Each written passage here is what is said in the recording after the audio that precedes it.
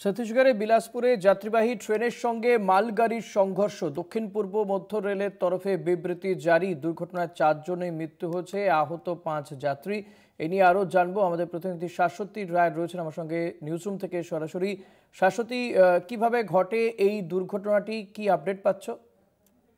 দেখো, এই দুর্ঘটনা নিয়ে অনেকগুলো সংশয় তৈরি হয়েছে। সেক্ষেত্রে করমণ্ডলের কার্যত এক প্রকার ছায়া দেখতে পাওয়া গেছে এই দুর্ঘটনায়, এবং সেক্ষেত্রে এই যে মেমু লোকাল যেটি বিলাসপুরের উদ্দেশ্যে যাত্রা করছিল তার গতিবেগ কত ছিল তা নিয়ে প্রশ্নচিহ্ন উঠছে।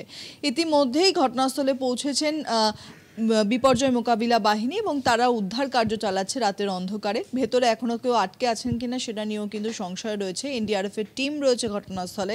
এছাড়াও রেলের উচ্চপদস্থ আধিকারিকরা এবং ডিআরএম বিলাসপুর তিনি নিজে ঘটনাস্থলে যান এবং যে সমস্ত যাত্রীরা সেখানে আটকে ছিলেন তাদেরকে নিরাপদে রিলিফ ট্রেনের মাধ্যমে পাঠিয়ে দেওয়া হয়েছে বিলাসপুরের উদ্দেশ্যে। তবে যে বিবৃতি জারি করা হয়েছে সেই অনুযায়ী 4 জনের মৃত্যু হয়েছে এই ঘটনায় এবং 5 জন গুরুতর আহত অবস্থায় চিকিৎসাধীন এবং বেশ কিছু যাত্রীদের প্রাথমিক চিকিৎসার পর ছেড়ে দেওয়া হয়েছে।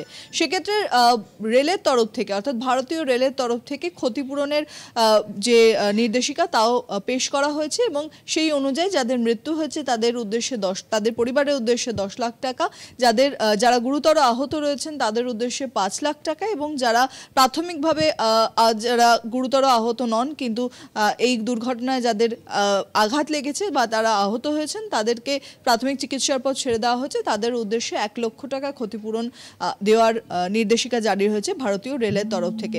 কার্যত এই ঘটনায় আরও একটি জিনিস প্রশ্নচিহ্নের মুখে এলো যে সিগন্যালিং সিস্টেমের কোনো সমস্যা ছিল কিনা, কারণ এই মালগাড়িটি সেটি আপলাইনে দীর্ঘক্ষণ দাঁড়িয়েছিল এবং তার পেছন থেকে এসে এই মেমো লোকাল যেটি গেবরা থেকে আসছিল বিলাসপুরের উদ্দেশ্যে সেটি কত জোরে এসে ধাক্কা মারার ফলে একেবারে সেটি মালগাড়িটির ওপরে উঠে যায়। সেক্ষেত্রে ড্রাইভারের কোনো খামতি ছিল কিনা সেটা নিয়েও কিন্তু প্রশ্নচিহ্ন উঠছে এবং সবথেকে বড় প্রশ্ন উঠছে সিগন্যালিং সিস্টেমে, যে একদিকে ট্রেন দাঁড়িয়ে রয়েছে, একটি মালগাড়ির লাইনে রয়েছে, তারপরেও কিভাবে সিগন্যালিং মিলল সেই সমস্ত বিষয়টা নিয়ে কিন্তু যথেষ্ট প্রশ্নচিহ্ন দানা বেঁধেছে এবং ইতিমধ্যেই দক্ষিণ পূর্ব মধ্য রেলের তরফ থেকে একটি তদন্ত কমিটি গঠন করা হয়েছে। সিআরএস এর তরফ থেকেও একটি আলাদাভাবে পূর্ণাঙ্গ তদন্ত প্রক্রিয়া হবে এবং তারপরেই কিন্তু জানা যাবে যে আসল কারণ কি এই দুর্ঘটনায়। তবে যাত্রীরা প্রচণ্ড আতঙ্কগ্রস্ত হয়ে পড়েছিলেন এবং প্রায় 3 থেকে 4টি বগি লাইনচ্যুত হয়েছিল এবং যেহেতু সম্পূর্ণ সামনের বগিটি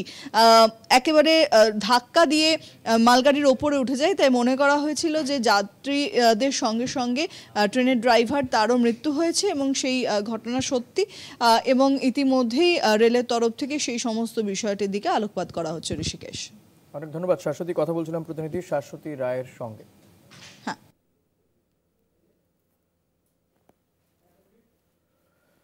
ছত্তিশগড়ের বিলাসপুরে যাত্রীবাহী ট্রেনের সঙ্গে মালগাড়ির সংঘর্ষ। দুর্ঘটনায় 4 জনের মৃত্যু হচ্ছে, আহত 5 যাত্রী। মালগাড়ির ওপর উঠে পড়ে যাত্রীবাহী ট্রেনটি। দুর্ঘটনার জেরে বেশ কয়েকটি ট্রেনের রুট বদল করা হয়েছে। মৃতদের পরিবার পিছু ইতিমধ্যেই ক্ষতিপূরণের কথাও ঘোষণা করা হয়েছে।